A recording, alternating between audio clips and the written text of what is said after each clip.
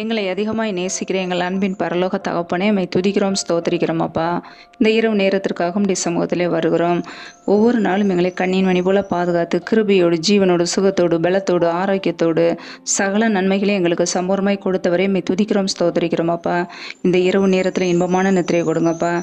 நல்ல சொப்பன தரிசனங்களை வெளிப்படுத்துங்க. ஒவ்வொரு நாளும் எங்களோடு கூட இருந்து எங்களை அற்புதமாய் அதிசயமாய் வழிநடத்த வந்த கிருபைக்காக நன்றி. இரவில் வருகிற பயங்களுக்கும் தீமைகளுக்கும் சத்துரு கொண்டு வருகிற போராட்டங்களுக்கும் பிரச்சனைகளுக்கும் விலக்கி எங்களை பாதுகாத்துக் கொள்ளுங்க. இயேசு கிறிஸ்துவின் ரத்தத்துக்குள்ளே எங்களை அர்ப்பணிக்கிறோம். எங்களை முற்றிலுமாய் உம்முடைய கிருபையினால் நிரப்பி ஆசீர்வதிப்பீராக.